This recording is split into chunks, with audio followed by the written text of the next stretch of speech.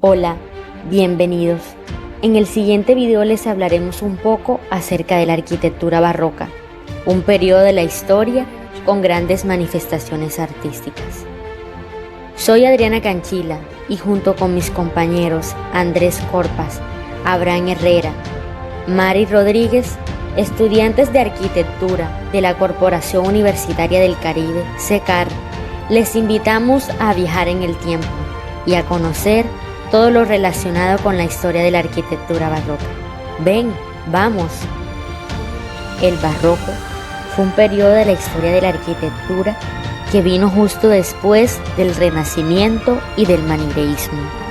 Se inició en Roma a mediados del siglo XVII y se extendió hasta mediados del siglo XVIII. Dentro del contexto histórico encontramos la afirmación de los estados nacionales, el desarrollo económico sin precedentes, el auge de la burguesía, la reforma protestante y contrarreforma católica, la tendencia en la literatura y las nuevas formas arquitectónicas que en este tiempo no surgen de la nada, sino que son consecuencia natural de la evolución estilística señalada ya por el manireísmo.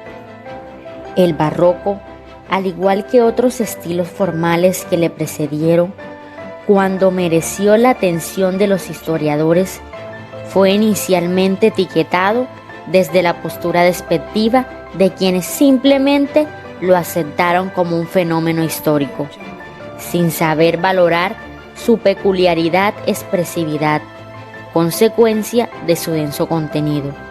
Hoy es evidente que como expresión formal es la manifestación de habilidad que se genera cuando los procesos sociales son intensos y los entramados conceptuales muy coherentes. Las formas que con riqueza y fecundidad articularon este estilo artístico fueron posibles porque la nueva sociedad surgida de los acontecimientos políticos y religiosos se enfrentaron a los nuevos alicientes, hechos históricos, creaciones del pensamiento y manifestaciones principalmente religiosas, no pocas veces enfrentados en sus enfoques y comportamientos vitales. La expresión artística barroca quedó diferenciada en base a las variadas raigambres, religiosas o laicas, que en ese tiempo la motivaban y en función de las diversas finalidades con las que fue concebida. El porqué de estas peculiaridades lo encontramos en el hecho de que el barroco fue una especie de expresión propagandística. El absolutismo monárquico y la Iglesia de la Contrarreforma lo utilizaron como manifestación de su grandeza, mostrando mediante el arte que en aquellos está la verdad y el poder. La arquitectura barroca es resumen y paradigma del espíritu de la civilización del barroco. Lo inmediato y lo cotidiano en ese momento ofrecía interés y el arte lo que hace es mostrarlo. Los espacios que entonces la arquitectura conformó fueron concebidos como ámbitos necesarios para conectar sin diferencia de continuidad lo que es devenir diario y la trascendencia, sin otra causa en los espacios religiosos, que la que exige el traspaso de un umbral, en este caso el de la muerte, también sugiere para el arte. El barroco es un arte de una peculiar vitalidad, una parte del cual no hizo otra cosa que retomar la admiración por el mundo clásico. Es la última manifestación del hilo lisbanado a lo largo de los siglos. Después, la recuperación de la antigüedad, que aquí motivó buena parte de la creación artística y subyacía en el arte, se hizo proclive en la fría copia porque venía simplemente exagerada por academismo. Los artistas del barroco fueron los últimos que con la habilidad de los maestros elevaron a la categoría del arte a las fuentes en que estuvo convertida la antigüedad, haciendo del reiterado intento variaciones sobre un mismo tema. Los arquitectos que estaban en condiciones para definir la nueva arquitectura acorde con el ambiente creado por la Contrarreforma. A partir de la normativa promulgada por este concilio, la creencia católica quedó sometida a los cánones comunes que necesariamente llevaba a utilizar el lenguaje común. Este lenguaje, aplicado al ejercicio de la arquitectura, significó que los modelos de la Iglesia fueron predeterminados por exigencias de su función catequética y cultural. Y del mismo modo, consecuentemente, esto quedó definido en un ámbito o espacio unificado en estilo. Dentro de la multiplicidad y disparidad de arquitectos surgidos en diferentes regiones de catolicidad, el sometimiento a estos cánones iba a conformar una arquitectura coincidente en lo sustantivo. Serían las aportaciones particulares de interpretación lo que les permitiría desarrollar modos diferenciados del conjunto. Frente a la belleza, armonía y equilibrio que se buscaba en el Renacimiento en el siglo XVII, el barroco quiere asombrar con la grandiosidad y el lujo, expresar dinamismo y apasionamiento. Es una arquitectura llena de contrastes, ya sean cromáticos, utilizando distintos materiales como el ladrillo, piedra, mármol, bronce o aquellos que aportan luminosidad.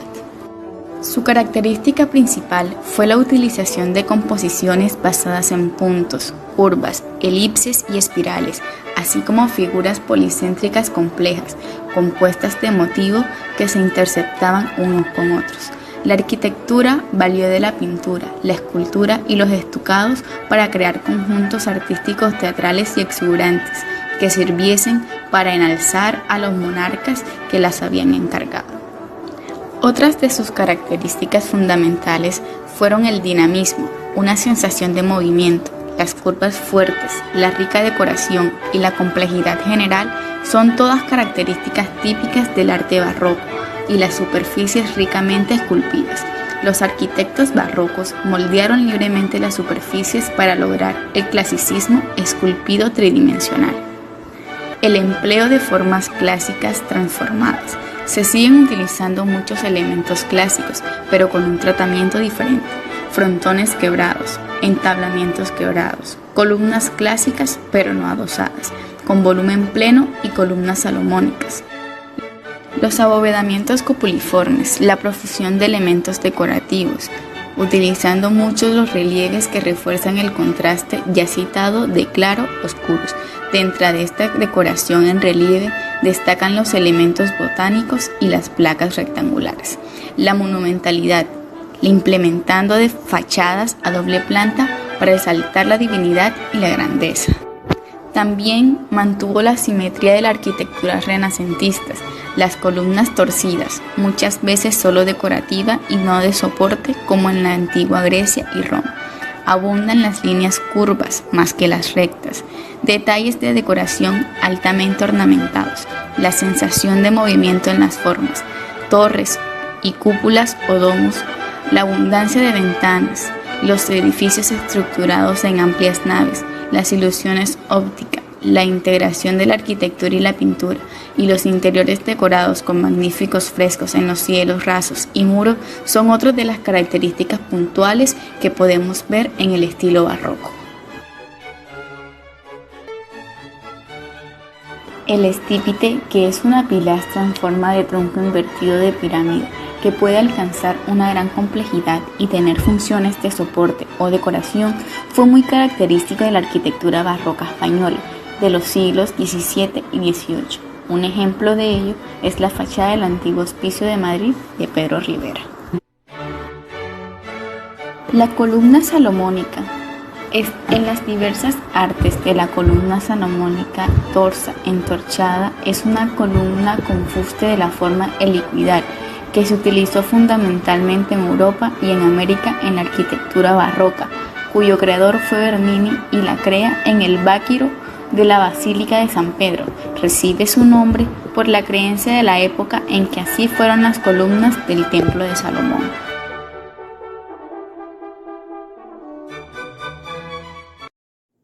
Escaleras. La escalera tiene un puesto clave en la construcción barroca de palacios. Constituye entre el nivel de la entrada y el piso representativo un marco para el ostentoso ceremonial de recepción. La caja de la escalera principal es un ámbito suntuoso. Para el tránsito cotidiano e interno se utilizan escaleras secundarias, instaladas en los lugares adecuados. Esta diferenciación de escaleras, según su uso, es reflejo inevitable de la nueva manera de vivir. Los arquitectos, con la ayuda de la escalera, aprovechan las posibilidades de representar y vivificar el movimiento en el espacio, no solo en los ejes horizontales, sino también diagonalmente hacia arriba, en línea recta, quebrada o curva, y así incrementar el efecto dinámico de la arquitectura. De igual modo que en la planta, la caja de la escalera principal domina también la masa del edificio, por el exterior. La escalera principal se eleva generalmente a un lado del vestíbulo, raras veces a ambos, con la puerta cochera. La caja de la escalera cumple la función de ámbito principal para las recepciones ceremoniales y abre los recintos representativos del segundo piso. El deseo de sorprender y despertar el estupor en el corazón del observador, como si el espacio fuera un bastidor teatral dominado por luces y sombras, Roma, bajo el impulso de los pontífices mecenas, se encamina precisamente a lo largo del siglo hacia una intensa actividad decorativa de los espacios urbanos, de la cual fuentes y plazas representan solamente algunos de los aspectos constructivos ligados a este estilo. Aquí les expongo algunas de las ideas para admirar unas verdaderas obras maestras de este estilo en la ciudad de Roma. La Fuente de la Barcaza es una célebre fuente de Roma de estilo barroco que se encuentra situada en Plaza de España, en Italia, Roma, al pie de las escalinatas de la Trinità dei Monti. Ha sido diseñada por Pietro Bernini, el padre del famosísimo Gian Lorenzo. El que encarga la obra es precisamente un papa mecenas, Urbano VIII. El diseño está inspirado, según cuenta la tradición, en la llegada a la plaza de una barca durante la crecida del río Tíber en la Navidad de 1598.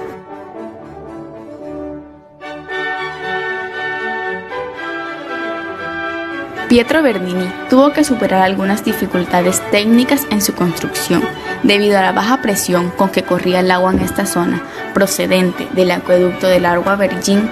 No era posible habilitar ni manantiales ni cascada, así que construyó una bañera de forma ovalada a nivel ligeramente más bajo que el de la calle, que envuelve a una barca semihundida, con la proa y la popa idénticas, más elevadas que los bordes laterales. Completan la fuente elementos decorativos en forma de soles y abejas, símbolo de la familia Barberini a la que pertenecía el Papa Urbano VIII. Esta fuente fue realizada entre 1627 y 1629 y está construida en mármol. Como culminación a la rehabilitación del Palacio Barberini anexo, que realiza con su habitual grupo de colaboradores, entre los que se encontraba su eterno rival, el arquitecto, sobrino de Maderno, Francisco Borromini, el Papa Urbano VIII encargaba a Bernini, por allá en el año de 1641, una fuente monumental que aportase identidad a la Plaza Barberini de Roma. La icónica fuente, creada por Bernini, que centra toda la atención de la Plaza Barberini de Roma, está formada por un musculoso tritón, dios del mar e hijo de Poseidón, que arrodillado sobre una gran concha de molusco abierta, sostiene con sus manos una caracola que hace ademán de sonar y de la que fluye un chorro de agua para provocar tormentas o para modular una delicada melodía de paz.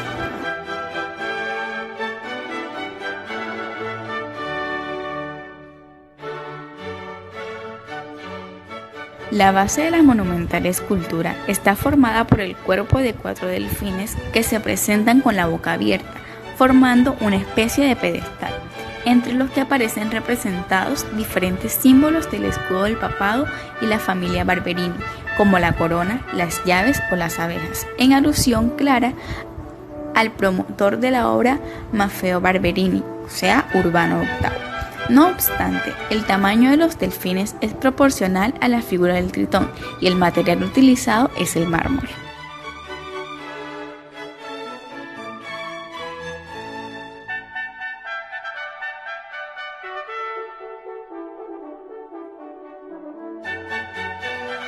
En el centro de toda la composición se encuentra el escudo papal, con las características abejas de los Barberinis, las mismas que aparecen en otros proyectos para el mismo mecenas.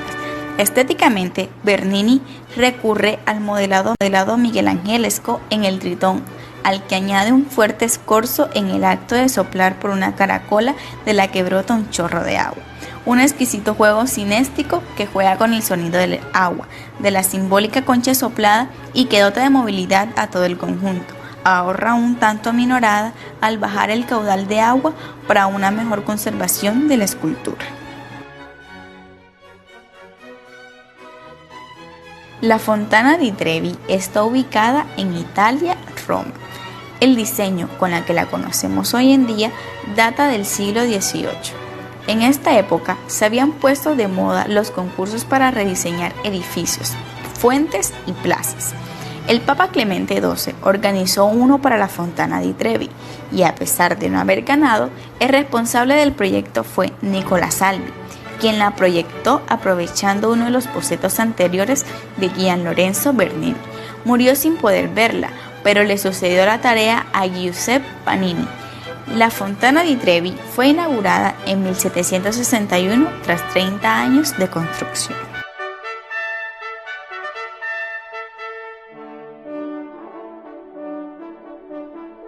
Es una fuente de estilo barroco que representa a Neptuno, dios del mar domando las aguas. Está adosada sobre la fachada del Palacio Poli, porque así lo quiso el Papa Urbano VIII. Inicialmente iba a ser construida al otro lado de la plaza. Su monumentalidad contrasta con su ubicación, en una plaza estrecha escondida entre callejuelas.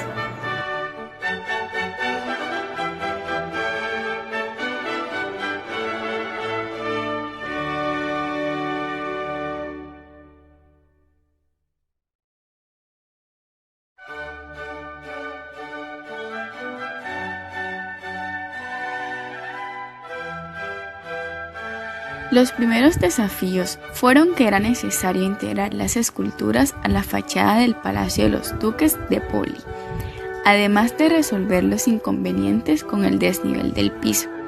Pero el más destacado eran los problemas de visualización por parte de los visitantes, debido a las dimensiones de la fontana y el tamaño de la plaza. Problema que se solucionó gracias a la idea ingeniosa de Salvi de construir una laguna o bañera alrededor de las esculturas, además de tallar arcos en el fondo, elevando así a través de una enorme pieza de mármol que tenía la función de copiar la roca verdadera, el escenario que se tenía planteado. Estos trabajos fueron realizados por los obreros de Matteo Caramacci en 1735, encargado de las hornacinas o huecos que se observan en el fondo de Neptuno, así como las columnas y los sobresalientes que se ven en las paredes.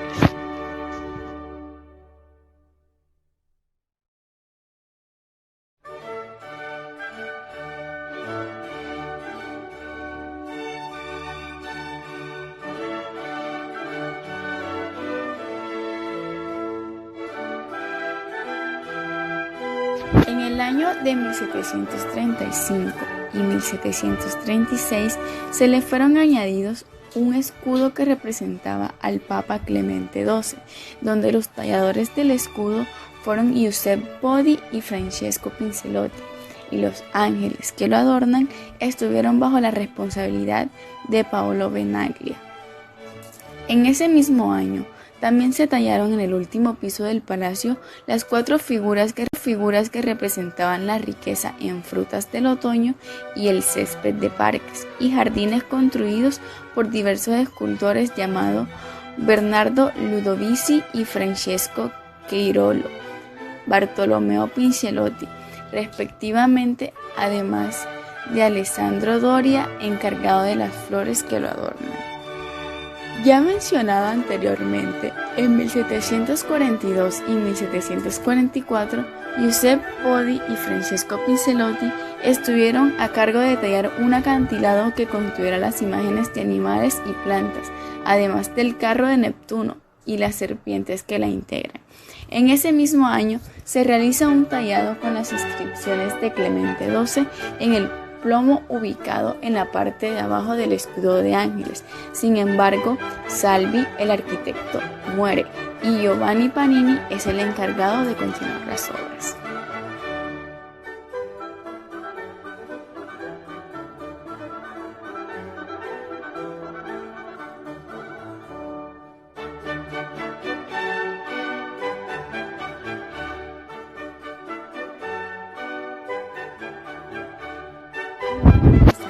Posee unas dimensiones de 26 metros de altura por 20 de ancho, por lo que es la fuente más grande de la ciudad. La iconografía representada en ella fue bautizada como Domando las aguas y tiene un vínculo perfecto entre el agua y la roca. De otro lado, señalar que Pietro Brasi fue quien creó el espectacular Neptuno, que preside la fuente en el centro, bajo un arco del triunfo y las columnas que lo acompañan. Neptuno se encuentra montado en una enorme concha que hace función de una carroza y la cual se encuentra sostenida por 2 caballos, que gracias a la habilidad y al ingenio de los artistas y escultores, las sombras que se generan con la luz dan la ilusión de estar en movimiento.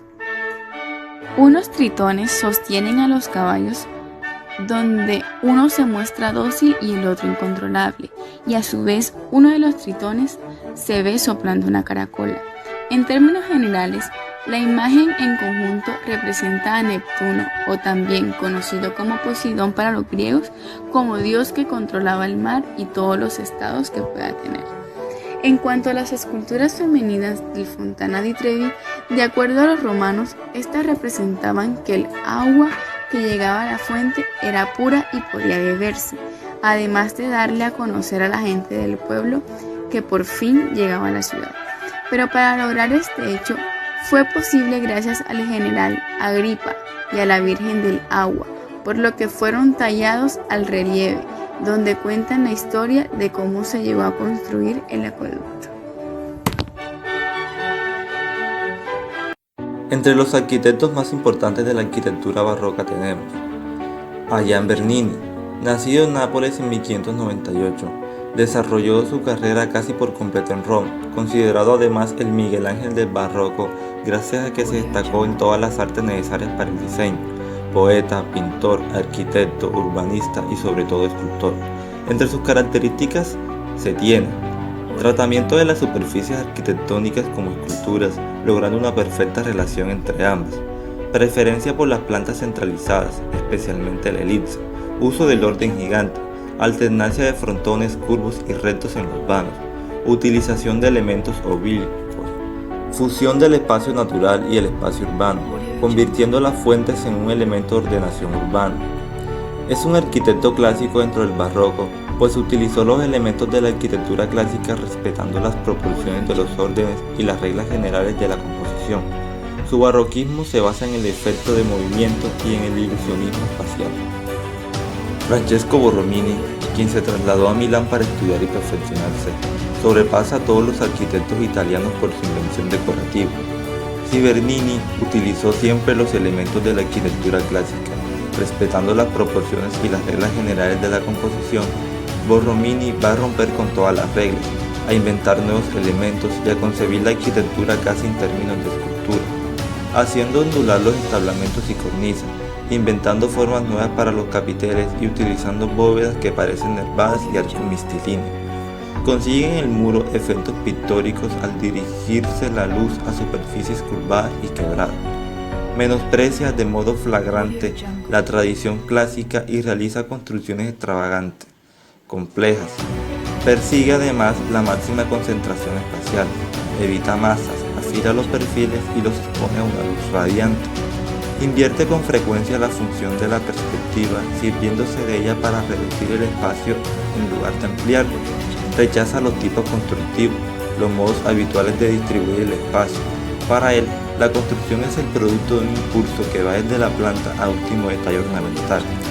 Tiene al desequilibrio y a la sensación de movimiento, ondulando entablamentos y cornisas, retrayendo o haciendo sobresalir los muros, uniendo espacios cóncavos, convexos y rectos, utilizando elementos góticos como los arcos mistilíneos y las bóvedas nervadas, empleando materiales modestos y tratando los espacios con un criterio de dinamismo que rompe con la tradición clásica en cuanto a la relación interior-exterior. Prieto da Cartona, cuyo auténtico nombre era Prieto Berrettini, nace el 1 de noviembre de 1596 en Roma y fallece el 16 de mayo de 1669. Fue un pintor y arquitecto italiano. Cartona pertenece al periodo inicial del barroco.